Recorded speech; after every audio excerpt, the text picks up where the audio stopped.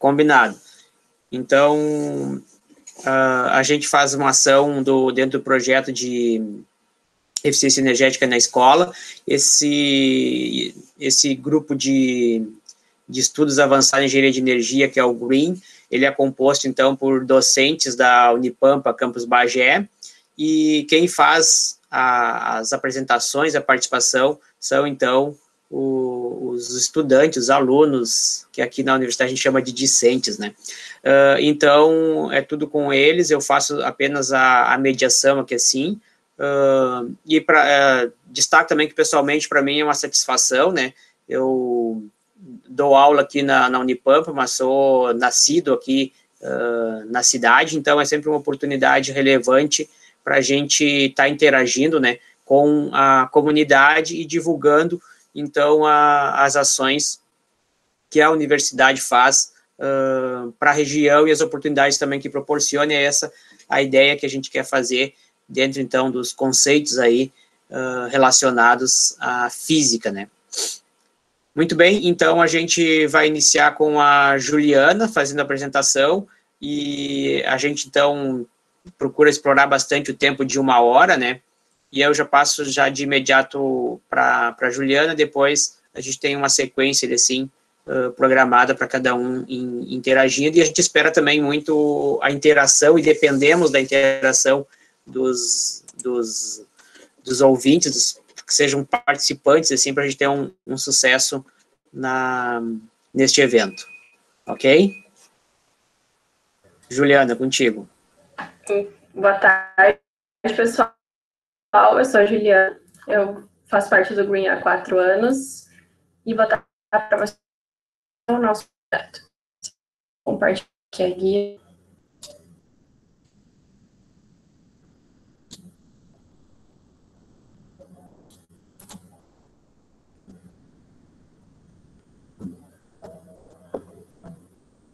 Então, a gente coloca... Tá aparecendo certinho a tela? Só me confirma, por favor. Sim. Tá sim, Ju. Tá, obrigada. Então, eu coloquei aqui as nossas redes sociais, se vocês puderem já nos seguir, né, para acompanhar o nosso trabalho, mas para o final eu vou falar um pouquinho mais sobre elas.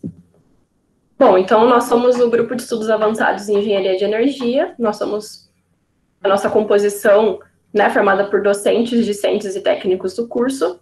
E a nossa área principal de atuação é na parte do ensino, pesquisa, extensão e ações complementares que são desenvolvidas ao longo do ano. Então, essas são algumas atividades que a gente desenvolveu durante a pandemia, né? A gente precisou, assim como vocês na escola, a gente também precisou se adaptar ao ensino remoto, ao modo remoto, né? Então, a gente começou a focar mais nas redes sociais, e essas foram algumas das atividades que a gente desenvolveu, algumas séries, né, que a gente chama, e vocês podem estar conferindo depois. A gente fala sobre os principais conceitos do setor elétrico, alguns conceitos que a gente aprende na faculdade, e a gente reproduz de uma forma simples e objetiva para que todos consigam entender. Então, durante a pandemia da Covid, né, a gente precisou se adaptar, e algumas das atividades que a gente desenvolveu é o gerenciamento e planejamento da equipe, as intervenções, né, nas redes sociais, o nosso projeto carro-chefe, digamos, que é a eficiência energética nas escolas, que é o que a gente vai apresentar para vocês hoje, e a manutenção e conserto de notebooks. Bom, o gerenciamento da equipe, a gente precisou começar a fazer via remoto, então a gente faz reuniões semanais, síncronas e remotas através do Google Meet, e a gente utiliza a plataforma Trello para fazer a nossa gestão e o nosso planejamento.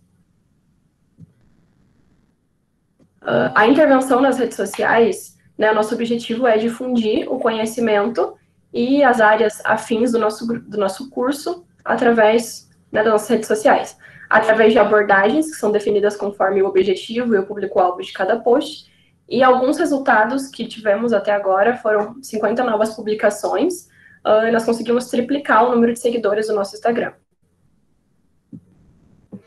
Esse é o projeto principal do nosso grupo, né, que é a eficiência energética nas escolas. Então, ele tem, nessa pandemia, a gente teve como objetivo readaptar as atividades que a gente já desenvolvia presencialmente, né, para conseguir desenvolver a consciência do uso racional de energia para os estudantes do ensino básico, tanto do ensino fundamental como do ensino médio. Então, a nossa metodologia, especificamente no ensino médio, foi um formulário com questões do Enem relacionadas à energia e, né, os conceitos que são relacionados a esse formulário, que é o que a gente vai estar desenvolvendo com vocês hoje e amanhã. E os resultados que a gente teve até agora a iniciativa foi realizada em 3 escolas de ensino médio e um cursinho pré-vestibular. Então, aqui são algumas imagens do projeto quando a gente estava no ensino presencial, com a educação infantil. A manutenção e conserto de notebooks foi uma iniciativa de um senhor do nosso curso, que também é vinculado ao Green, que seria proporcionar um processo de aprendizagem justo para todos os alunos e, de certa forma, minimizar a evasão, né, durante esse momento, que é difícil, nem todos os alunos conseguem ter acesso a notebook, às vezes o aluno só tem um celular e é bem difícil para estar acompanhando as atividades da graduação.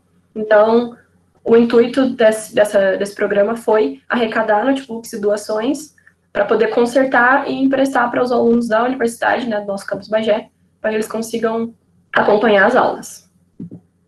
Então, com esse projeto, né, nós tivemos até agora mais de 80 solicitações, tivemos mais de 20 notebooks emprestados, e além de consertar e emprestar notebooks, nós também realizamos consertos de notebooks, né, próprios dos alunos. Então, aqui são algumas fotos das entregas que a gente realizou. E é isso, eu criei uma hashtag até para vocês, se vocês quiserem, né, postar stories durante a atividade, nos marcar. Vai ser legal para a gente estar compartilhando depois e mostrar o nosso trabalho para mais pessoas. E é isso.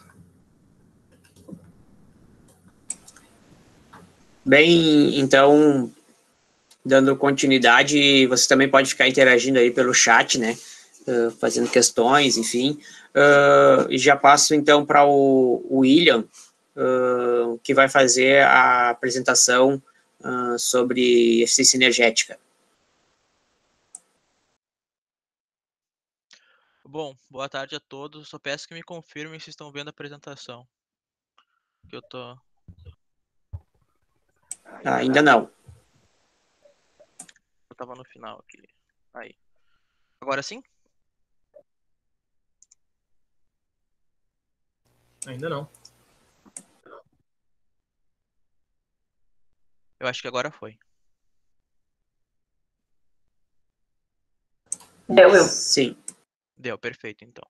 Agora foi, Will. Beleza. Bom, boa tarde a todos. Eu vou estar falando sobre a parte de eficiência energética. Então, primeiro me apresentar. Meu nome é William. Atualmente eu estou no 9º semestre do curso de Engenharia de Energia. Eu já fui membro do grupo anteriormente, de março a dezembro de 2018, e agora em 2021 eu retornei ao grupo. Para a gente falar sobre eficiência energética, a gente tem que começar falando sobre o que é eficiência. Eficiência é a gente otimizar, ter a capacidade de ser eficiente em resolver uma determinada atividade a fim de reduzir custo, reduzir tempo, essas coisas. Então, a partir disso, a gente passa para a eficiência energética, que nada mais é do que a gente otimizar o consumo de energia elétrica nas nossas residências, indústrias, em diversas formas. Então, a gente dividiu em 4 partes. A gente começa a eficiência energética falando sobre o uso consciente da energia elétrica, e isso acarreta numa redução do consumo de energia. A partir de uma redução, como a gente paga pelo que a gente consome, a gente acaba gerando uma economia. E uma outra parte que seria as novas tecnologias. O que seriam novas tecnologias? Com o passar do tempo, as empresas têm tido a necessidade de desenvolver equipamentos que sejam eficientes, que produzam o mesmo trabalho, mas que consomam menos energia elétrica. E daí, para deixar isso claro, eu usei um exemplo, que seria a comparação entre TV de LCD, que antecedeu a TV de LED. Então, uma TV de LCD de 40 polegadas consumia de 180 a 200 watts de potência, enquanto uma TV de LED de 100 a 130, é praticamente a metade. Então, isso eu acho que é um bom exemplo a deixar claro sobre como as novas tecnologias vêm se realocando com o uso consciente da energia elétrica. Outro ponto também são projetos luminotécnicos, que além de deixar uma visão de arquitetura legal, contemporânea, apresentam um uso consciente da energia e, através disso, da iluminação natural que é proporcionada pelo sol. Por exemplo, a gente tem essa sala, que ela tem uma abertura muito grande e durante o dia, provavelmente, ela nem necessita de lâmpadas. Só através da iluminação proveniente do sol já é suficiente para a realização de atividades nesse local. Um outro exemplo também sobre novas tecnologias é a gente comparar a lâmpada LED com lâmpada incandescente, que aqui nessa tabela está como lâmpada comum, né? Bom, depois da lâmpada comum também tem a CFL, que é a fluorescente compacta, que ainda existe, mas o nosso carro-chefe é comparar a LED com a incandescente, que ela é tem 10 vezes menos potência, e sem contar na durabilidade dela, né? Enquanto uma tem de 1 ano, a LED pode durar de 15 a 25 anos. E a lâmpada incandescente nem é mais vendida hoje em dia, ela só é vendida para atividades específicas que necessitam do uso dela. Aí eu acho que todo mundo já viu esse gráfico, que na verdade é um indicador, que ele vai de A a G, e daí ele na esquerda tem o selo Procel. O selo Procel está presente em equipamentos elétricos, onde nas lojas que a gente vai, a gente encontra ele, e ele indica o menor consumo. Como eu falei antes, o menor consumo é uma maior economia. Nesse selo tem as especificações técnicas do equipamento que a gente está comprando, e para nós, o mais importante é o consumo de energia elétrica desse equipamento. Aí aqui na próxima imagem tem esse selo, tem algumas especificações de equipamento, como lá em cima na direita indica o tipo de equipamento que a gente está comprando, nome do fabricante, que para nós aqui na nossa apresentação não é importante. Aí depois indica o modelo, que para nós também não faz diferença, mas depois tensão, para nós faz diferença, porque, por exemplo, em Bagé, a nossa tensão é 220 volts, mas em algumas cidades, como Porto Alegre, por exemplo, a tensão é 110 volts. Então, a gente ligando em uma tensão diferente pode acarretar nesse aparelho estragar. E daí depois vem no mais eficiente ou menos eficientes, que é a letra que indica a eficiência energética do equipamento. Então, um equipamento como a letra A, ele é mais eficiente. E aí embaixo, que é o principal, é o consumo de energia elétrica desse equipamento ao mês. Só que tem uma coisa que muita gente, na hora de comprar, acabava preferindo equipamentos menos eficientes, porque, como eu falei antes, para ser mais eficiente, ele tem que ter uma tecnologia um pouco mais cara, e nisso acaba tendo um equipamento um pouco mais caro no comércio. E daí as pessoas acabam, por pensar no preço só na hora, acabam comprando um equipamento menos eficiente. Só que daí, ao decorrer do tempo, com o uso desse equipamento, é um custo-benefício, né? Tu paga mais agora para economizar na frente. E daí eu queria a interação de vocês. Se alguém quiser falar aí, sinta-se à vontade. Queria fazer uma indagação. Qual o maior vilão da fatura de energia elétrica nas nossas residências? Alguém quer participar?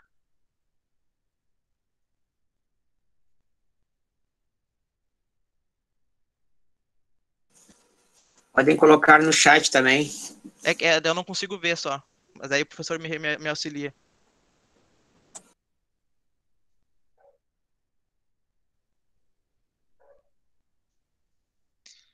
Bom, então vamos dar continuidade. O maior vilão, quando eu comecei a estudar, antes de eu começar a estudar, eu sempre achava que era a geladeira, porque ela passava o maior tempo ligada, né? O maior tempo é 24 horas de tempo ligado.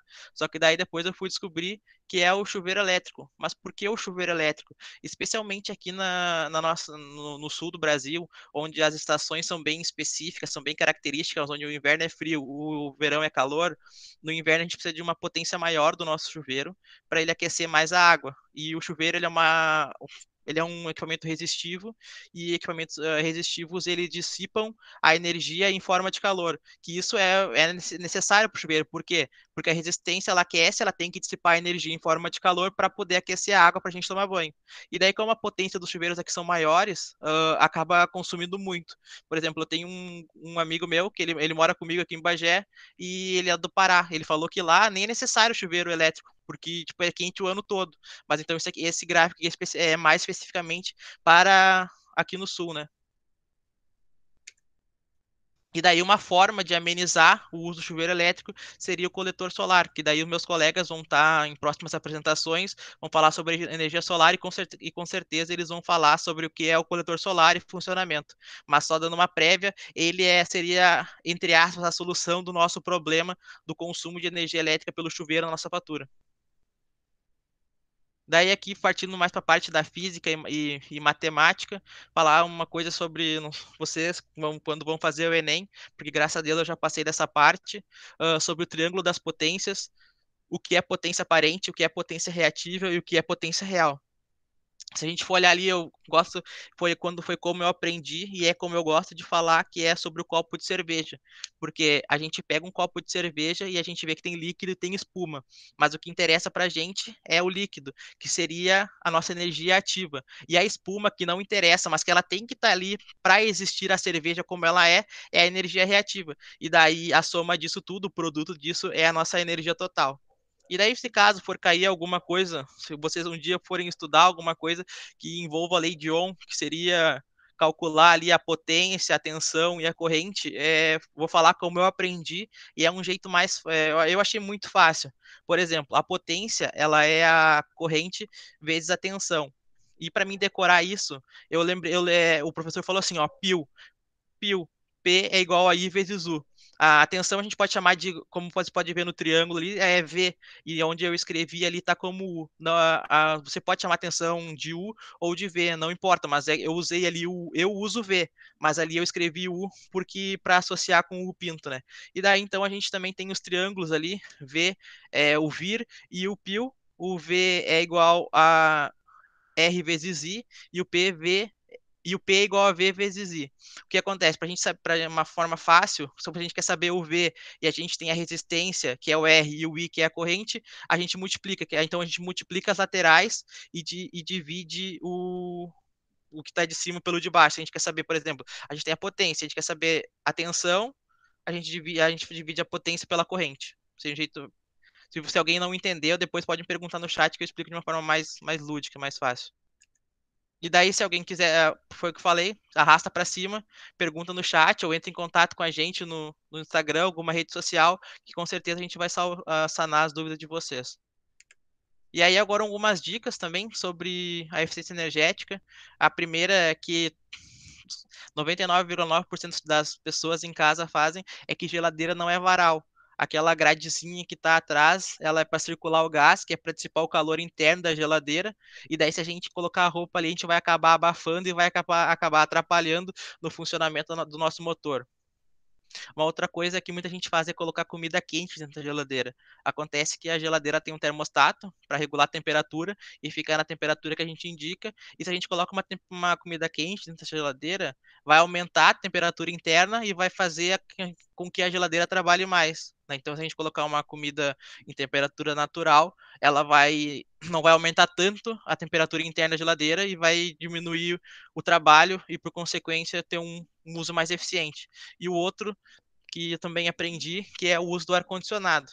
Por exemplo, a gente chega num local muito quente e liga o ar-condicionado em 16 graus, porque a gente tem a sensação que o ar-condicionado vai injetar um vento gelado mais forte e vai resfriar o ambiente mais rapidamente. Só que isso daí é uma mentira, é uma fake news. O que acontece é que se a gente colocar o ar-condicionado em 21 graus ou 16 graus, a quantidade de ar com seria muito gelado, vai ser a mesma. A diferença é o tempo que ele vai demorar para chegar à temperatura indicada, né? E dependendo do local, se ele tiver abertura muito grande, muita incidência solar, que ele é muito abafado, ele nunca vai chegar a 16 graus e ele vai ficar trabalhando para sempre. Então, e segundo a OMS, que é a Organização Mundial da Saúde, a temperatura ideal para trabalhar confortavelmente na maioria das atividades é 21 graus. Aí também as normas e órgãos responsáveis pelo setor de eficiência energética. Existem outros, mas eu coloquei só dois. O primeiro é o mais famoso, todo mundo, a maioria do pessoal já ouviu falar sobre a ISO 50001, e ela é mais para o setor da indústria, e é onde diz diretrizes sobre como essa indústria tem que agir, e através disso é feita uma auditoria nessa indústria, e se tudo está ocorrendo bem, ela ganha o selo da ISO. E a outra que para nós é o carro-chefe, que é da ANEEL, que é o PEE, que é o Programa de Eficiência Energética. E através desse PEE que a gente tem o selo Procel no nosso equipamento, como eu falei anteriormente. E daí agora uma metáfora, né? The future is green.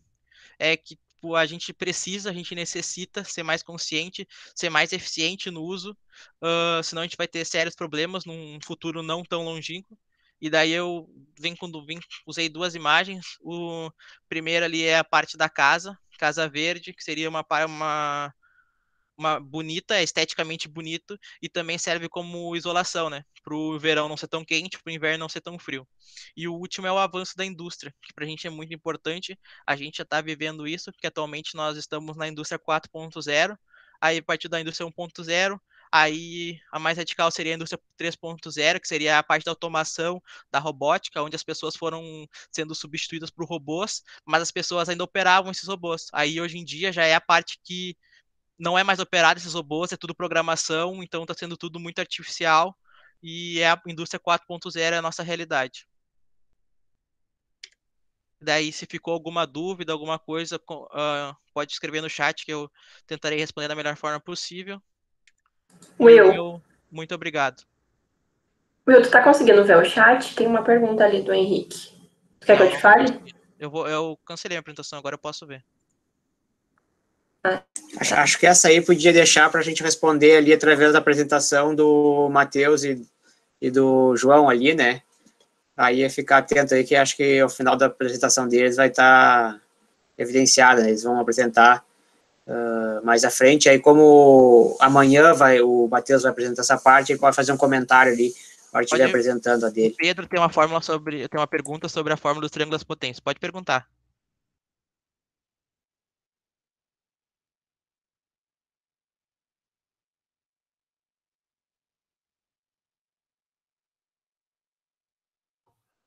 Eu gostaria de só citar o Pedro saiu da reunião. Oi, é o professor Flávio.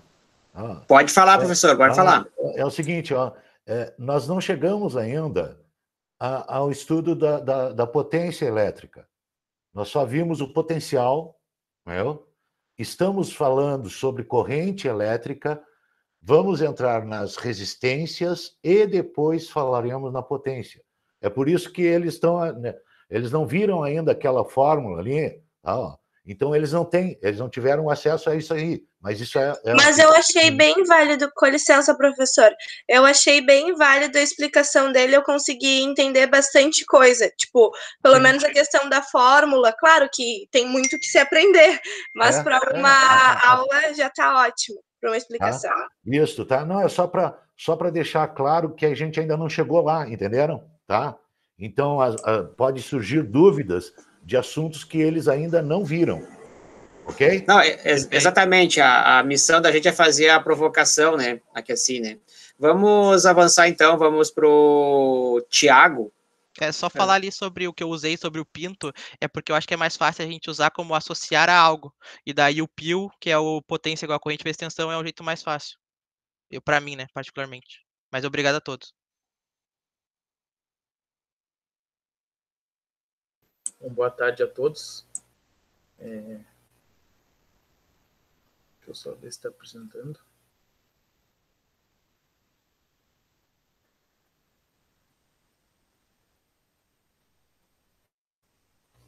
Está apresentando? Para mim tá, Thiago. Sim. Ok. Bom, meu nome é Thiago. Da mesma forma que o William, eu participei antes do Green e me afastei por um tempo e acabei voltando esse ano e voltando bem na área que a gente tinha trabalhado antigamente. Aqui, mais ou menos, para vocês se atentarem no que vai ter no calendário das apresentações, que hoje seria a hidráulica e a biomassa, juntamente com a eficiência energética. E amanhã vai ser a energia solar, eólica e eficiência energética, outra parte de eficiência energética. Bom, agora entrando na energia hidráulica ou hidrelétrica. Alguém de vocês conseguiria responder essa questão assim? Porque essa daí é uma questão que caiu no Enem há uns 4 anos atrás, se eu não me engano, e ela trata sobre a potência gravitacional. E é uma questão que não é muito simples a ser respondida diretamente assim. Então, passando ao conteúdo para explicar mais sobre a hidrelétrica, o que seria a hidrelétrica ou energia hidráulica? Nada mais, nada menos que a energia obtida pela energia potencial e cinética da água.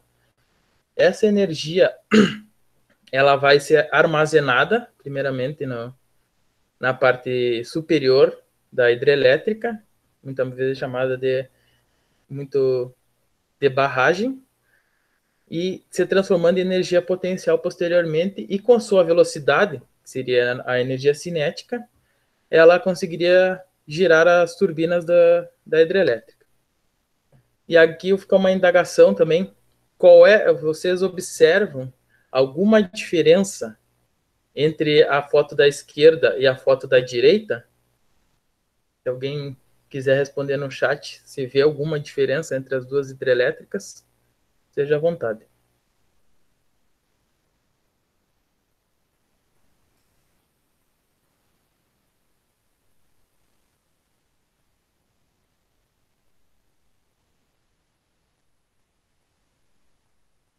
Acho que se o pessoal não participar, a gente faz aquela técnica de sorteio aleatório, né? Acho que alguém ia falar aí. Eu acho que é a questão do leito do rio, que é diferente. Uma, eu não sei, não entendo nada disso. Uma pega, a primeira da esquerda, pega todo o leito do rio, e a outra tem que fazer, tipo, uma outra, a da direita tem que fazer uma outra sustentação, parece, que faz uma curva, porque o leito do rio, teoricamente, é maior, sei lá. Essa aqui seria a diferença entre as duas, que a da esquerda, mas é basicamente isso que tu falou. A da esquerda é a usina hidrelétrica a fio d'água. O que seria isso? Ela aproveita o curso do rio. Ela não modifica o curso do rio. Eles pegam e fecham, ele faz um desvio antes de construir ela, e fecham uma parte do rio, constrói a hidrelétrica, e após a construída, o curso do rio não vai ser alterado. Obviamente, vai ter umas barragens nos lados, nas laterais, no caso, que é para essa água não transbordar pelos lados da hidrelétrica. E a da direita, desculpa, é a usina hidrelétrica com armazenamento. Essa aqui é a foto que mostra aqui a usina de Itaipu. O que acontece? Eles fazem um armazenamento, ou seja, eles pegam e trancam, digamos assim, uma parte do rio para alagar uma grande área e ter mais água para aproveitamento para energia hidráulica, desculpa. E aí, essa basicamente é a diferença. A da direita também tem mais impactos ao ambiente do que a direita. E aqui, já que falamos em impactos, vamos citar algumas vantagens sobre as usinas hidrelétricas. É uma fonte renovável de energia, por ser água. Geralmente, a água, existem épocas de água, né? A gente já ouviu falar em época de cheia, época de seca e a época normal. E essas hidrelétricas conseguem adaptar a essas épocas. Então, a água, tecnicamente, será interminável naquele bioma ali. Viabiliza também a utilização de outras fontes renováveis. Por ser uma fonte renovável e que é uma fonte segura também, ela também auxilia, por exemplo, as pessoas colocarem energia solar em casa, fazerem parques eólicos de energia eólica, por causa que essas daí não são muito constantes pelo fato de uma depender do sol e a outra também depender dos ventos, né? E a hidrelétrica sempre vai se aproveitar da água, e com o armazenamento, como a gente viu, ela consegue armazenar um grande volume d'água. A segurança energética e a estabilidade dos preços, ela, por ser uma fonte tecnicamente interminável, de energia, ela consegue ter uma estabilidade de preços baixos. Ela é uma das fontes que mais baratas de se gerar energia. E com isso, ela consegue produzir energia 24 horas, trazendo uma segurança energética para o sistema nacional. É uma energia limpa e barata. Após construída, ela consegue gerar por cerca de 50 a 100 anos, e também é uma fonte que a manutenção muito, muito baixo o valor, e ela consegue se adaptar também às tecnologias novas, uma turbina nova que criaram, que é mais eficiente. Se adaptar a ela consegue trocar facilmente. E ela gera estabilidade e confiabilidade do sistema. Como eu havia falado na vantagem 3, ela traz uma segurança ao sistema, uma confiabilidade por ela gerar 24 horas e ser uma coisa, um preço barato. Ela consegue se adaptar, por exemplo, aos blackouts. Não sei se alguém já ouviu falar nos blackouts que houveram. Com a energia hidráulica, ela consegue tanto gerar mais quando necessário, como se, por exemplo, o sistema não precisa de tanta energia, então a gente não aciona tantas turbinas, a gente diminui o número de turbinas acionadas para conseguir gerar menos energia. E também existe, com certeza, desvantagens sobre as usinas hidrelétricas. A primeira desvantagem é que tem que haver uma realocação da comunidade local. Por quê? Porque a gente vai alagar aquela parte que era o rio, a gente vai ter que realocar as pessoas. Isso daí tudo é feito em estágio de projetos também. Tu precisa realocar a comunidade local, tirando as pessoas do seu lugar de moradia, porque tu vai alagar aquela parte. Desmatamento, se tu vai alagar uma grande área que possui florestas, tu vai ter que haver desmatamento, porque aquelas áreas vão ficar submersas e a água vai tomar conta de praticamente tudo ali perto. Produção de metano pela vegetação submersa, pelo mesmo fato do desmatamento, que esse metano, quando a árvore fica submersa muito tempo embaixo da água, ela começa a apodrecer. E aí ela gera o metano, que é um dos gases também do efeito estufa, em grandes quantidades, pelo fato dela ter que alagar uma grande área, e essa produção de metano fica por anos ali naquela região. Mudanças climáticas e no regime de chuva. Por exemplo, se tu tem, citando assim, a cidade de Bagé chove 100 dias no ano, e é uma cidade que não tem muitos rios. Aí tu vai alagar toda a cidade de Bagé, vai colocar uma grande quantidade de água naquele território. E como a gente sabe, o ciclo da água, ela vai subir, vai criar nuvens e vai descer de novo. Então, pode alterar, sim, os regimes de chuvas e ter mudanças climáticas. Pode ser mais frio, mais quente. Isso daí tudo é uma causa de usina hidrelétrica. E traz instabilidade no ecossistema também, porque os peixes são afetados, os animais que viviam naquela região, nas árvores, na floresta ali, também são afetados por causa do alagamento da usina também. E qual a importância de uma usina hidrelétrica? Oi, boa tarde. Dá para me citar? Sim. Só uma dúvida. Essas daí são as desvantagens da energia ou das usinas? Das usinas, que também uma parte das usinas hidrelétricas. No caso, essas desvantagens são das usinas hidrelétricas. Só que a energia hidráulica, a maioria delas é gerada por usinas hidrelétricas no Brasil. Existem pequenas usinas, existem usinas que são, como é que eu posso falar? Que hoje em dia tem umas turbinas pequenas para residências para fora, e isso não altera muito, mas as grandes usinas alteram sim. Isso seria as desvantagens para as usinas hidrelétricas. Ok, obrigado. Nada. Então, voltando aqui, qual a importância da usina hidrelétrica e da energia hidráulica para a matriz energética brasileira e mundial? No Brasil, atualmente são 65% da nossa energia vindo da energia hidrelétrica, da hidráulica. Ou seja, o Brasil hoje, a usina Itaipu é a maior produtora de energia, né, nesse ramo no mundo. Também existem as usinas grandes de Belo Monte e Tucuruvi, se eu não me engano. E aí, para o Brasil, ela tem suma importância, porque o Brasil é um país rico em água. Então, o aproveitamento dessa energia para gerar dessa fonte para geração elétrica é uma coisa que o Brasil vem aproveitando muito bem ao longo dos anos. E na matriz elétrica mundial, ela está muito presente também, só que perde para o carvão mineral, que existem países que não têm essa fonte em abundância, mas tem carvão em abundância, então eles usam muito o carvão mineral, e também a gente vê que tem energia nuclear, muita energia nuclear, que isso também leva em conta muito a França e uns países da Europa que utilizam praticamente toda só a eletricidade vem de energia nuclear.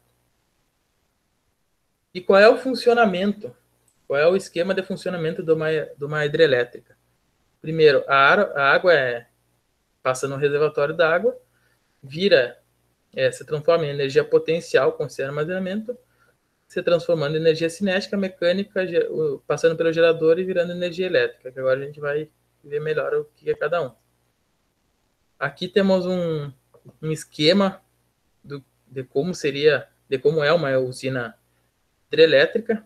Aqui a gente pode ver o reservatório, o canal, que essa portinha do canal aqui, ela vai barrar muitos rejeitos, pedras, peixes, de entrarem no duto e atrapalhando a geração de energia. O duto, que vai conduzir a água até a turbina que vai rotacionar e transformar essa energia cinética em mecânica, indo para o gerador, que vai transformar a energia mecânica em elétrica. Aí, a linha de distribuição, e do gerador vai para as linhas de distribuição, transformadores, existem elevadores e existem rebaixadores de tensão, e essa água escoa pelo rio abaixo. Bom, o reservatório, ele é responsável por armazenar essa água, que vai ser utilizada posteriormente. Todas as usinas têm reservatório. Umas têm armazenamento, que vai juntar um volume muito grande de água, e outras é a fio d'água que não possui armazenamento, mas possui um reservatório. E esse reservatório, geralmente, eles têm uns limites, que a gente vai ver depois da usina com armazenamento, a gente vai ver posteriormente como é que eles escoam esse limite quando não conseguem escoar esse limite. E nas usinas a fio d'água, é que geralmente as usinas a fio d'água, elas estão sempre em funcionamento. Ela só não entra em funcionamento quando esse nível de água do reservatório é muito baixo. Aí eles desligam porque eles não têm capacidade de armazenamento dessa água por falta de não ter uma barragem maior e por não desviar o curso do rio. Bom, a energia potencial gravitacional. Basicamente, a energia potencial é o trabalho que a força-peso realiza, certo? E como é que funciona numa usina hidrelétrica? Aqui na imagem, muitos podem calcular essa energia potencial como se fosse do topo da hidrelétrica até a altura da turbina. Só que não é assim que funciona. Ela se calcula da queda d'água, ou seja, é da entrada do canal até a altura da turbina. E ela é dada pela definição básica de energia potencial, que seria a massa vezes a gravidade, vezes a altura que o canal está, a entrada do canal está da turbina. Aqui eu esqueci agora.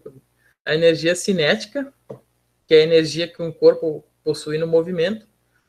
E na hidrelétrica, ela se calcula da entrada do canal, que é onde a água vai começar a tomar força, até a turbina, que essa energia cinética vai fazer a turbina rotacionar. E ela é dada como a fórmula básica, que seria a massa vezes a velocidade ao quadrado sobre 2. geralmente nas usinas hidrelétricas, essa energia cinética, ela não é muito essa distância entre a turbina e a entrada do canal não é muito grande. Ela é mais uma queda livre, digamos assim. Então, geralmente em usinas hidrelétricas você calcula a energia potencial e direto vai calcular já a energia mecânica, ou você calcula a energia cinética na turbina, que seria a energia de rotação.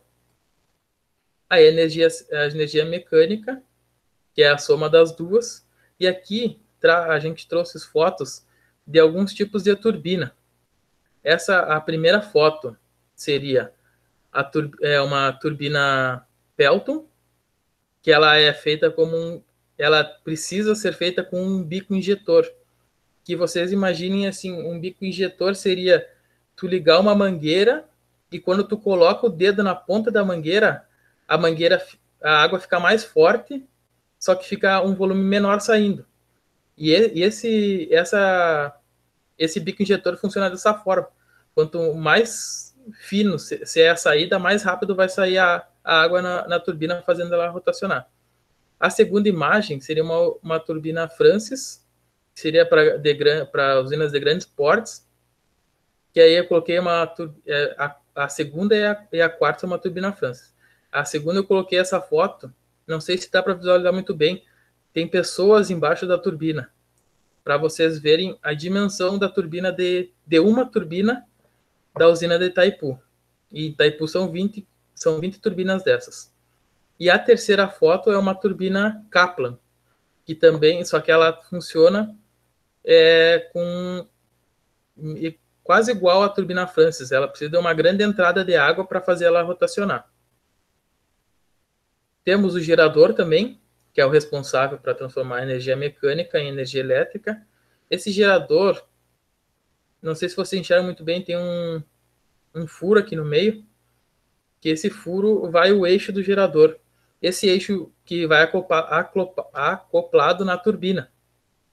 E com isso faz esse eixo girar e no gerador, para transformar a energia mecânica em elétrica, precisa ter uma indução magnética. Segundo o professor, vocês não viram ainda potência elétrica, então acho que vocês não devem ter visto uma indução magnética. Mas é graças a esse campo magnético que faz essa energia mecânica virar energia elétrica. A energia elétrica, que é uma foto de um transformador, que é a capacidade de trabalho de uma corrente elétrica. E aí tem, para vocês verem, a dimensão também de um transformador de uma hidrelétrica. Eu coloquei uma foto que aparece um caminhão também, para vocês só verem a dimensão de um transformador em uma usina. Bom, aí umas curiosidades. O vertedouro. O que seria o vertedouro? Essa parte que está escoando água é chamada de vertedouro. Muitos pensam que esse vertedouro que gera energia. Só que esse vertedouro apenas ele regula o nível da barragem. Por exemplo, é uma época de chuva e aí o reservatório vai ficar muito alto e as turbinas não vão dar vazão para escoar toda a água. Então, abre-se as comportas do vertedouro para que esse nível baixe e fique no nível seguro. Ele dá muita segurança para a usina. O Brasil, hoje, possui 1.355 hidrelétricas. E, se eu não me engano, tem mais umas 23 que estão em construção. E a quantidade de concreto usado para usina de Itaipu pode se construir 210 maracanãs e o ferro utilizado na construção de Itaipu pode se construir 380 Torre Eiffel. Bom, e um resumo sobre o que a gente viu. O que é a energia hidráulica, que é a energia provinda da água, que é a energia potencial da água, digamos assim. As vantagens e desvantagens. A gente viu que a hidrelétrica também não é tudo aquilo que se falam, tem maravilhas que não tem desvantagens, há muitas desvantagens, até outras que não foram citadas também, mas também há muitas vantagens no ponto de vista de setor elétrico. A importância da energia hidráulica para a matriz elétrica brasileira e mundial, como funciona uma usina, todos os passos de transformações de energia e algumas curiosidades. Aí vocês lembram daquela perguntinha do início, que eu tinha passado no início da apresentação? Agora eu vou dar uma resolvida com vocês aqui. Essa aqui é a questão do Enem de 2016. Aqui em vermelho eu destaquei os principais valores, as principais unidades que devem ser usadas nessa conta, nesse cálculo, no caso. E no Enem a gente sabe que tem muita coisa que a gente faz que existe... Como é que eu posso dizer? Se a gente acha que é uma coisa, existe a resposta na questão. A gente acha que é outra coisa, existe a resposta na questão. E aí, quando a gente vai ver, a gente se induziu por uma alternativa que tinha lá e a gente achou o valor, só que não era aquela alternativa. E aqui a gente vai mais ou menos ver isso. Então, ele pergunta qual é a potência em megawatt não aproveitada em cada unidade geradora de Itaipu. Aí, nesse próximo slide, eu tirei os dados iniciais do problema, que eu tinha destacado já lá para vocês. E que dizia que Itaipu tem 20 turbinas, a sua potência total é 14.000 megawatts. A altura que ele dá ali é a altura de queda, ou seja, o que seria a altura de queda? É a altura de dentro da porta do canal, ou seja, do duto, até a turbina. Ele dá a vazão e dá a densidade da água. Primeira coisa a ser feita nessa questão é a potência instalada de uma unidade geradora, porque ele pergunta qual é a potência não utilizada em uma unidade geradora. Então, a gente vai pegar essa potência total e dividir por a quantidade de unidades geradoras. Vamos obter 700 megawatts. Depois disso, a gente tem que pegar a potência teórica, ou só a potência, que seria a diferença de energia pela diferença de tempo. E aí a gente tira, pelas definições, a gente tira que a energia seria energia potencial. Então, a gente tem massa vezes gravidade vezes altura dividida pelo tempo. Só que aí surge um questionamento. A questão não forneceu a massa. Como é que eu vou fazer essa questão? Aí a gente sabe o quê? Que a massa é a densidade vezes o volume. Ah, Thiago, mas ele não forneceu o volume também. Ele forneceu só a densidade. Aí a gente sabe ou vai aprender também que esse volume sobre o tempo é a vazão. E a vazão o problema nos fornece. E com isso a gente consegue resolver uma parte do problema, que é achar a potência teórica. Que aí vai ficar densidade vezes a vazão, vezes a gravidade, vezes a altura, que é tudo que o problema nos forneceu. Chegando numa potência de 816 megawatts. Só que aí, essa potência, existe essa alternativa na questão. Mas, e qual era a pergunta da questão? A pergunta da questão é a potência não aproveitada. Então, a gente tem que fazer o quê? É a potência teórica, que a gente calculou, menos a potência instalada que a gente fez lá no início. E aí a gente vai achar essa potência não aproveitada em cada unidade geradora. E aí a gente acha a nossa resposta. Notem que a alternativa D era a potência teórica. E ele também fala, mas eu não sei o que é potência teórica. Ele fala aqui, diferença entre a potência teórica e instalada. Ele já fala que o resultado seria a diferença. Então, se marcar a D, vai dar errado. E também pode ser que vocês pensem que seja a potência teórica menos a potência total. Também, se vocês fizerem isso, vai ter uma alternativa lá. Então, tem que se atentar muito bem a tudo que o Enem fala e tudo que ele pede, porque geralmente todas as respostas que vocês acharem, vai ter uma alternativa lá. E se restou alguma dúvida, podem perguntar e eu vou tentar responder com a melhor resposta possível. Eu tenho 2 dúvidas só. Quanto ao funcionamento da energia hidrelétrica, que tu mostrou um monte de processos anteriores, dá para falar que aquilo tudo tem que ocorrer tudo aquilo naquela ordem para formar a energia, é isso? Para formar a energia elétrica, sim. Tá. Nesse tipo de energia, né? Energia hidráulica. Outros tipos de energia. Sim, isso.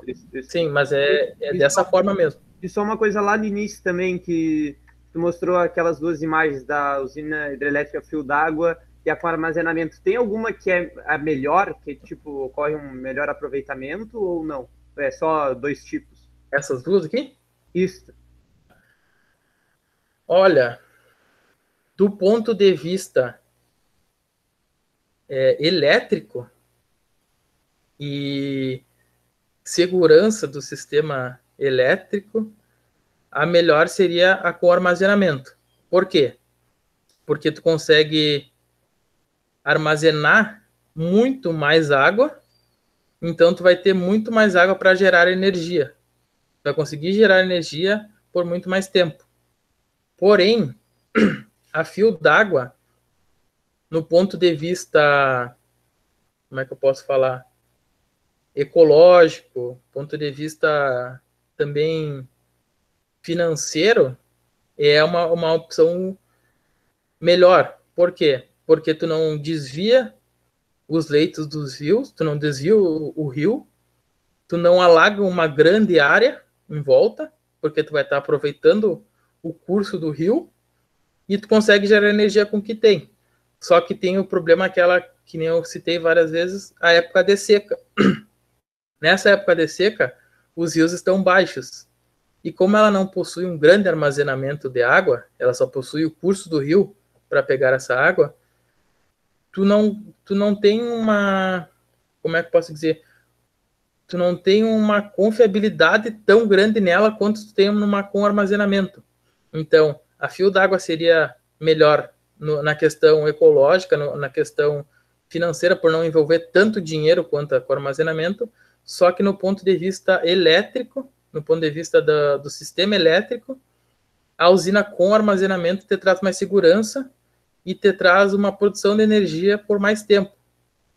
Então, nesse ponto de vista, a usina com armazenamento seria melhor. Entendi. Valeu. Obrigado. Alguém levantou a mão? Eu, Thiago. Ah, tá. Tá. Bom, a gente tem um agendamento até as 4 horas, né? E a gente teria mais uma apresentação ainda sobre biomassa, e aí a gente está praticamente com o tempo estourado. Eu queria consultar o professor Flávio, se a gente para por aqui, ou se a gente continua. Não, pode porque a previsão ainda era em torno... Enoque, desculpa te interromper, mas para não perder muito tempo, já vamos autorizando aqui, ó, continua, tá? Desde que não se estique muito, tá? Até por volta de umas 4h20, 4h30, no máximo, tá? Pode ser? Tá. Tá ok? Ok. Então tá, então vamos... A gente é a primeira vez que está rodando, aí deu esses probleminhas assim, tá bom. mas... Tá, não, tranquilo. Vamos em frente, então. Tá?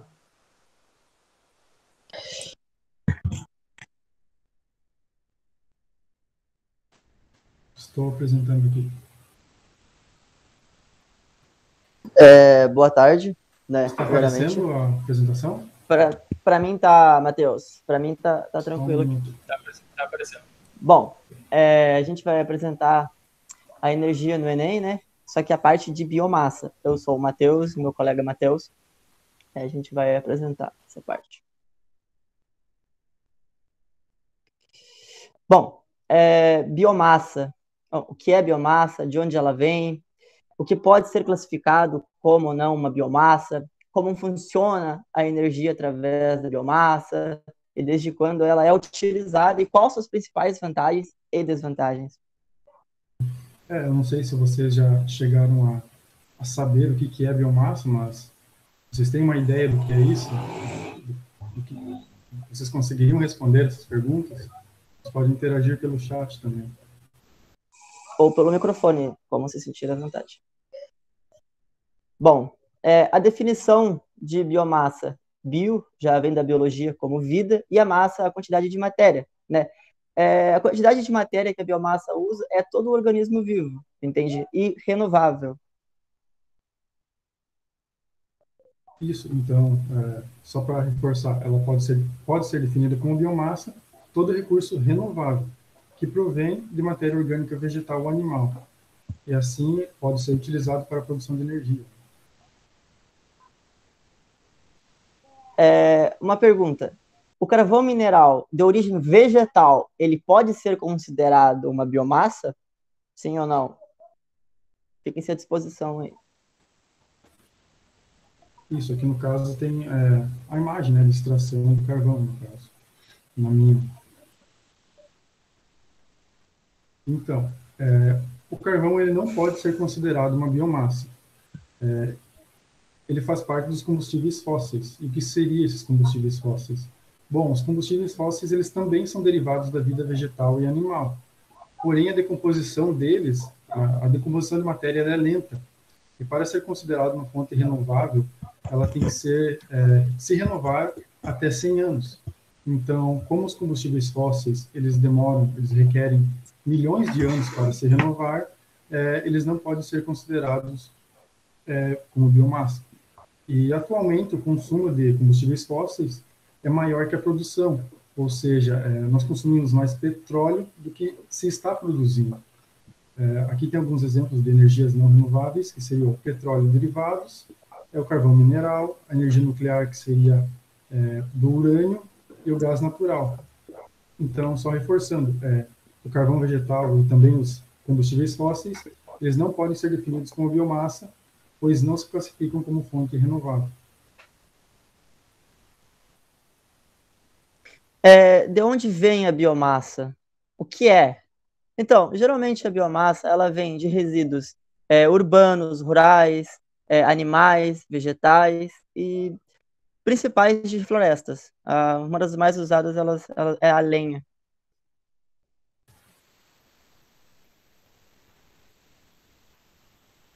Bom, então aqui tem um pouquinho de história da biomassa. Biomassa parece ser um termo novo, um termo que surgiu de repente nos últimos anos, mas a utilização de biomassa ela é muito antiga. Desde os primórdios da nossa humanidade, nós já utilizamos a biomassa. E nós utilizamos, foi utilizada inicialmente a matéria-prima que seria a lenha, a madeira.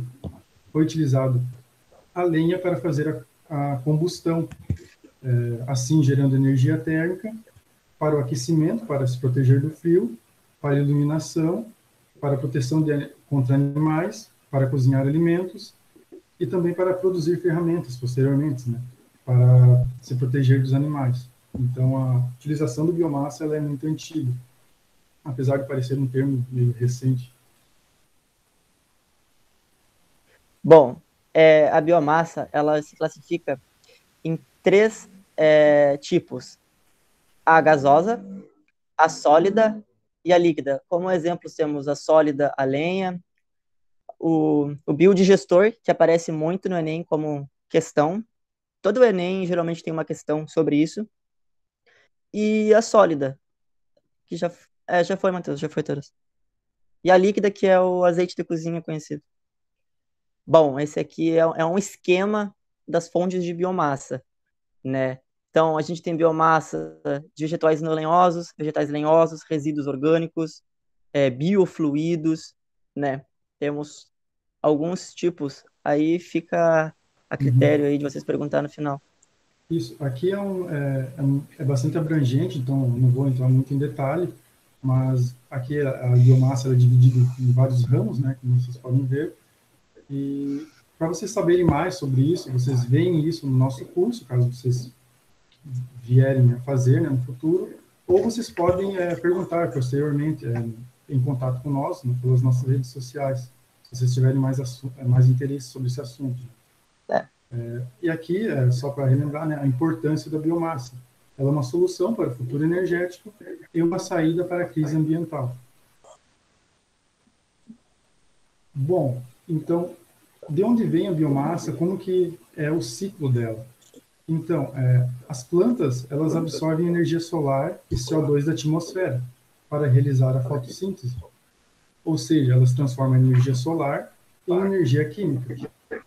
Isso gera oxigênio e açúcares, como a glicose, por meio do processo conhecido como fotossíntese, o qual é utilizado para fazer o crescimento das plantas. Após essa transformação pela fotossíntese, nós utilizamos a biomassa com o intuito de obter energia térmica ou energia elétrica. Aqui tem um ciclo, vou explicar ele. Dado a energia proveniente do Sol, energia solar, as plantas realizam a fotossíntese, nós utilizamos a biomassa, que provém dos vegetais e das plantas, para gerar energia. Ou seja, por exemplo, aqui tem a lenha, nós fazemos a combustão da lenha, e nós obtemos calor. Quando nós queimamos a lenha, nós produzimos cinzas. Essas cinzas, nós podemos utilizar para as plantas como fertilizante para fazer o processo de crescimento delas. Então, além desse crescimento das plantas através da cinza, elas acabam liberando oxigênio para a atmosfera, que também contribui para a queima. Quando nós queimamos a biomassa, nós também liberamos CO2 para a atmosfera, que esse CO2 ele também é utilizado no crescimento das plantas, pela fotossíntese. Então, esse é o ciclo da biomassa, né? Aqui, no caso, o vapor de água seria utilizado nas termoelétricas, né? Quando nós realizamos a queima, nós aquecemos a água. Então, essa água é utilizada depois para gerar energia. Então, vamos refletir um pouco. Por que não utilizar sempre a mesma biomassa? Ou seja, a mesma matéria orgânica para a produção de energia? Por exemplo, por que eu não queimo sempre só lenha? Ou só casca de banana? Ou só casca de arroz? Por que eu utilizo biomassas diferentes? Qual a razão disso? Então, o motivo disso é devido ao poder calorífico. Dependendo da biomassa, biomassas diferentes, ela tem um poder calorífico diferente e também um teor de umidade diferente. E isso impacta na energia liberada pela combustão. Então, eu não vou entrar muito nesse assunto, porque é um assunto mais técnico, vocês podem ver no nosso curso, também perguntar para nós depois.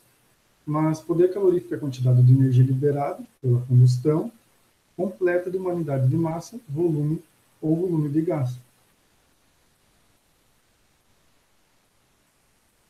Aqui nós temos um exemplo de utilização da biomassa em usina termoelétrica. Aqui tem um esquema básico do funcionamento. Então, aqui seria a foto da usina termoelétrica, né? E como que funciona? Como que seria esse funcionamento?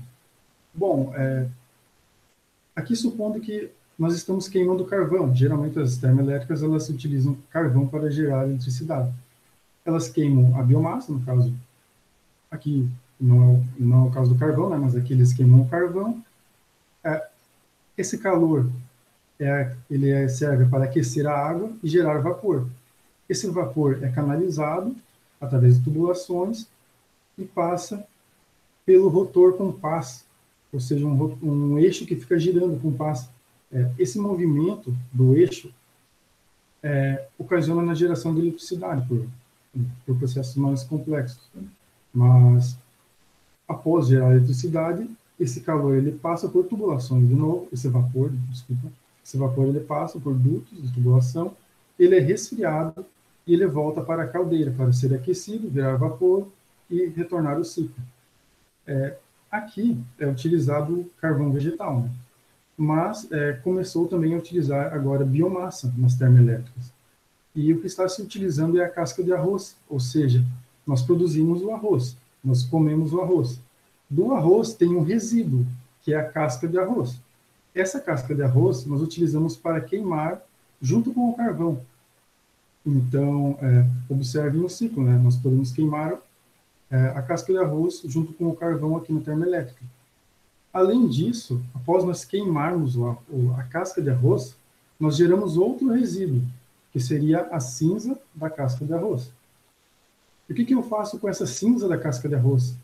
Bom, aqui tem uma notícia que saiu no jornal recentemente, dia 21 de fevereiro, que diz o seguinte: ao queimar a casca de arroz, usina termoelétrica de São Cepé resolve um passivo ambiental da região, gera energia e ainda encaminha cinzas para a produção de cal mista.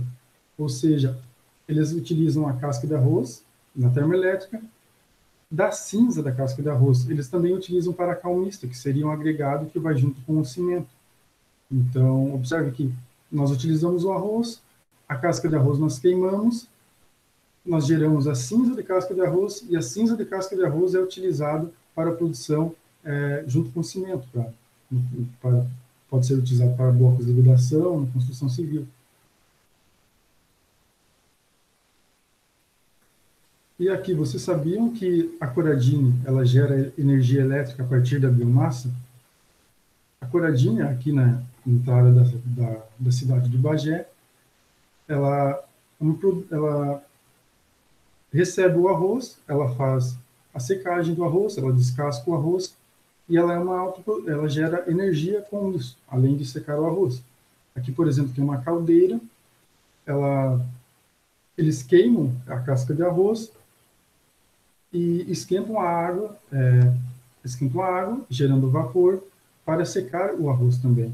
Então, eles utilizam esse processo que eu expliquei anteriormente para a secagem do arroz e também para a geração de energia elétrica. Tem uma sede aqui, se não me engano, tem uma aqui em Bagé e tem outra também em Dom Pedrito. Então, podem ver que até aqui na cidade já tem essa utilização de biomassa. Aqui é a matriz elétrica, né? Como nossos colegas anteriores já falaram, a hidroelétrica é a mais dominante, né? A biomassa, ela entra na parte de tentar dar uma controlada na queima de combustíveis fósseis, né? Ela entra como um auxílio, né, na redução do CO2. O Brasil, hoje, ele usa bastante biomassa nas usinas termoelétricas, né? Claro que no mapa mundial, ela ainda ocupa 2%, né? Mas no Brasil, que é onde a gente aborda mais no Enem, né, a principal característica disso é o controle de CO2. Isso, aqui nós temos a matriz elétrica, né, só para complementar, que é o conjunto de fontes disponíveis apenas para a geração de energia elétrica.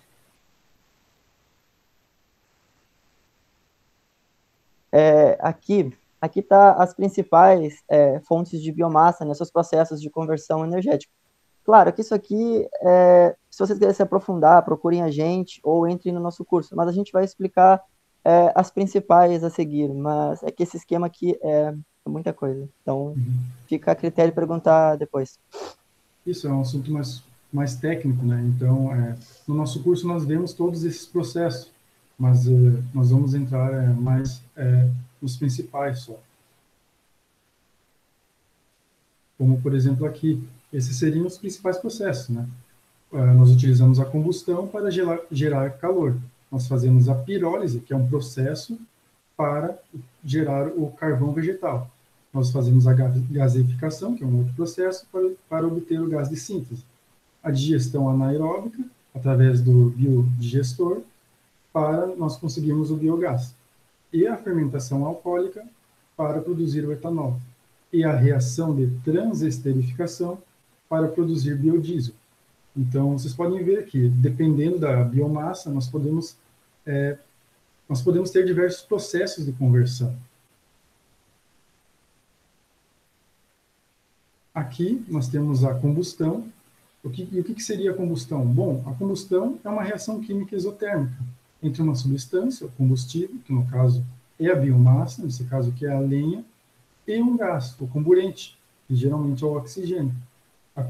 Quando nós fizemos a combustão, nós temos a liberação de calor e luz.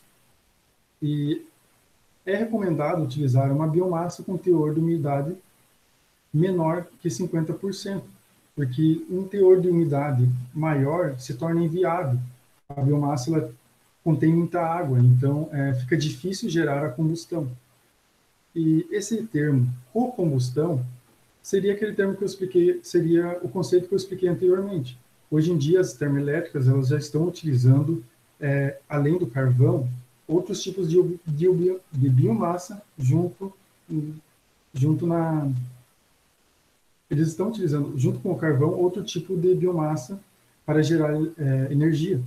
Então, aqui que entra esse conceito, né, de cocombustão. E o que seria a pirólise? Bom, a pirólise é um processo no qual a biomassa ela é aquecida em ausência ou baixa concentração de ar, de oxigênio. Aqui, por exemplo, vocês podem ver, eu tenho minha biomassa, primeiro ela é triturada, ela entra dentro de um reator, que seria uma caixa grande fechada. Nós fazemos um aquecimento externo, nós colocamos fogo, né, externamente. Essa biomassa ela é aquecida, ela gera uma mistura de gases, sólidos e líquidos. Aqui tem um extrator de cinzas. E o intuito da pirólise é basicamente obter o carvão vegetal. E o que provém das cinzas é quase carvão vegetal. Tem algumas impurezas nessas cinzas, mas é feito mais alguns processos e aí nós obtemos o carvão vegetal.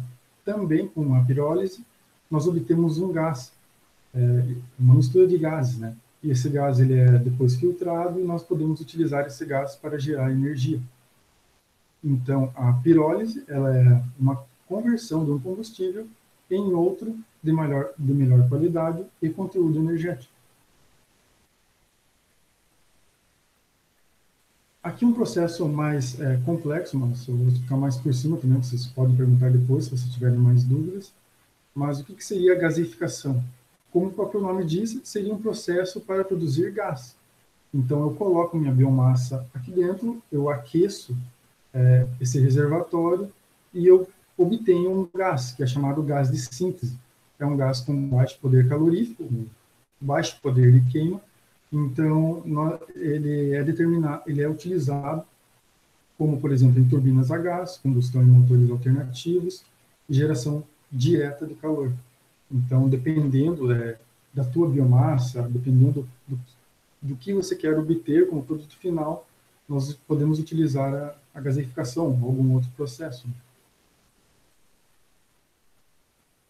Aqui nós temos a digestão anaeróbica, que é conhecida, né, pelos biodigestores, que seria um processo no qual ocorre a decomposição de matéria orgânica na ausência de oxigênio. Por exemplo, aqui nessa figura, nós temos a matéria orgânica, né, que provém de resíduos animais, também resíduos industriais. Nós colocamos essa matéria orgânica dentro de um biodigestor, ela começa a se decompor ao longo do tempo e ela gera o biogás e também um outro resíduo que pode ser utilizado como fertilizante. Então, esse gás, depois de purificado, ele pode ser utilizado nos veículos e também pode ser utilizado para gerar energia elétrica e energia térmica. E pode ser utilizado qualquer material biodegradável nesse biodigestor. Até aqui na nossa universidade, nós tem um laboratório que nós fazemos experiência para ver quanto que está gerando, como que é o processo, esse processo de decomposição da matéria. Né? Então, é bem interessante. E a parte de biodigestor sempre está presente na questão do Enem. Aqui nós temos a fermentação alcoólica, que é utilizada para obter o bioetanol, o etanol. Então, o etanol ele é obtido por processos químicos, cuja matéria-prima empregada é a biomassa. Aqui temos exemplo na imagem, com cana-de-açúcar, do etanol de primeira e de segunda geração. Como que seria isso? Bom, de primeira geração, nós utilizamos o caldo para fazer o etanol, o caldo da cana, no caso. O etanol de segunda geração seria utilizado o bagaço para fazer o etanol. Então, essa é a diferença. Nós utilizamos a cana, ou o suco, o caldo, né, ou o bagaço da cana, e realizamos processos químicos para produzir o etanol. Ele é obtido por fermentação de açúcares, presentes em plantas como batata, milho, beterraba e principalmente a cana-de-açúcar. E aqui nós temos a transesterificação, que é uma reação química de lipídios. Bom, mas o que é lipídios? Lipídios são óleos, gorduras de origem vegetal ou animal, com um álcool na presença do catalisador. Então, por exemplo aqui, se nós tivermos o óleo residual de fritura, de cozinha, óleo de soja, nós podemos adicionar álcool e, através de processos químicos, nós conseguimos transformar isso em glicerina e biodiesel. Nós fazemos até isso no laboratório. Aqui tem um exemplo do processo, né, dessa reação de transesterificação. Aqui na parte superior nós temos o biodiesel e na parte inferior nós temos a glicerina. O biodiesel é um líquido combustível que pode ser utilizado nos automóveis, né? E a glicerina pode ser utilizada em sabonete, sabão, em produtos de cosméticos também. E aqui nós temos um gráfico, um esquema da evolução de mistura no biodiesel, de biodiesel no diesel. O diesel, hoje em dia, utilizado pelos caminhões, pelos tratores, por alguns carros, ele contém um percentual de biodiesel nele. Ou seja, o diesel ele é proveniente do petróleo, diesel petroquímico. E o biodiesel ele é proveniente da biomassa. Então, foi sancionado por lei que, desde 2008, vem ocorrendo um processo de aumento dessa porcentagem de biodiesel no diesel. Então, como vocês podem ver aqui, o B5, no caso, seria 5% de biodiesel no diesel, e assim por seguinte, né? Por exemplo, B11, B15. E aqui saiu a notícia, né, recente também, agora em março, que a mistura de biodiesel no diesel passa a ser de 13% a partir de hoje. Então, como vocês podem ver, ela vem crescendo ao longo dos anos e ela tende praticamente a se manter o biodiesel puro, né, na utilização dos combustíveis. Então, isso é definido por lei, né, pela Agência Nacional do Petróleo, Gás Natural e Biocombustíveis, que deve ser respeitado.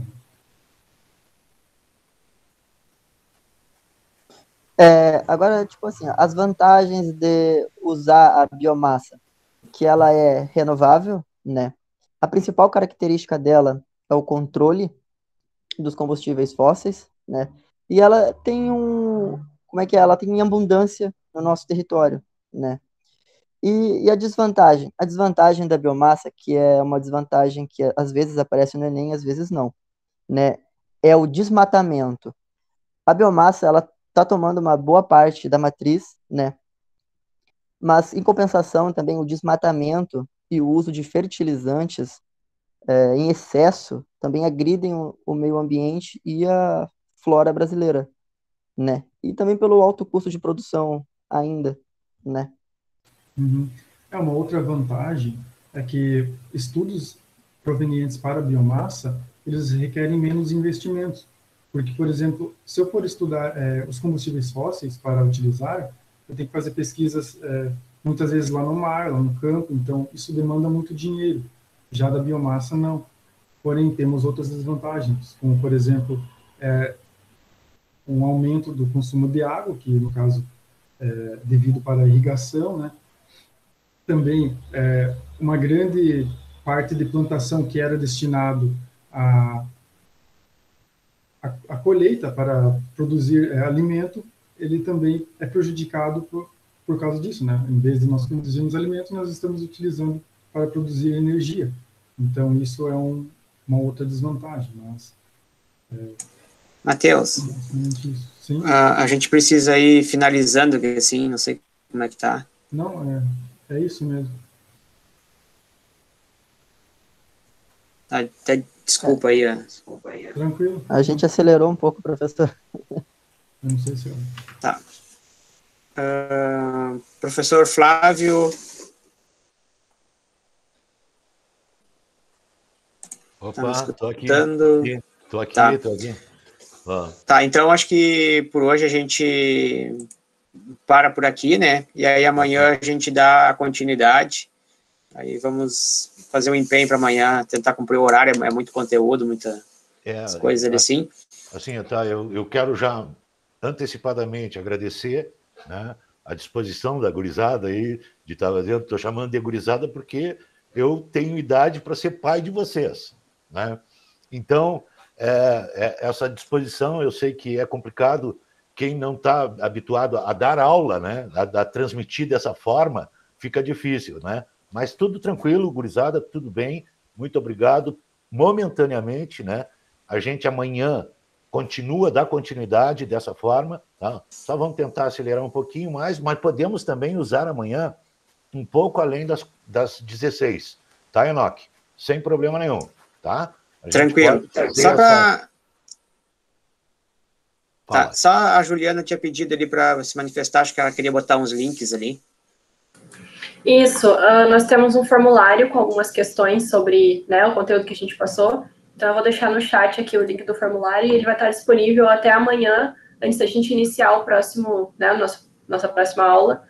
Então, vocês respondam, no final tem uma pesquisa rapidinha, e aí na última página vocês já conseguem ter um feedback, digamos, que vocês acertaram ou não as questões. Qualquer dúvida, podem nos mandar mensagem por e-mail ou no Instagram. Ok, tá bom. Ok, pessoal, muito obrigado pela aula. Tchau, tchau. Até amanhã. Certo. Valeu, abração. Bom jogo para nós hoje, Flavão. É verdade. Hoje tem. Gurizada não é mole, né? Se empolga. Boa tarde a todos. É verdade. Tá? Então tá. Até amanhã de manhã, gurizada. Boa tarde, gente. Para os meus alunos, até amanhã de manhã. E para todos vocês. Até mais, Flavião. Nos vemos amanhã. Amanhã de tarde, tá, gurizada? Fica bem. Obrigadão, Enoque. Estamos juntos. Amanhã continuamos. Valeu. Vamos lá. Tá bem. Muito obrigado.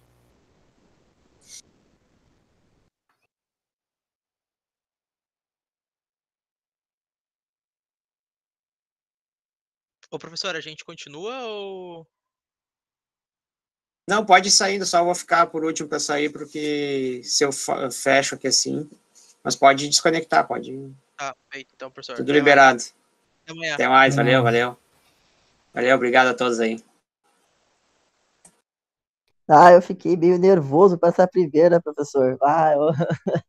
Eu tava meio nervoso na primeira apresentação, mas aí acredito que as próximas vão ficar cada vez melhor. Mas é isso aí, tchau, professor. Até a próxima. Então tá, valeu. Tchau, professor. Tchau.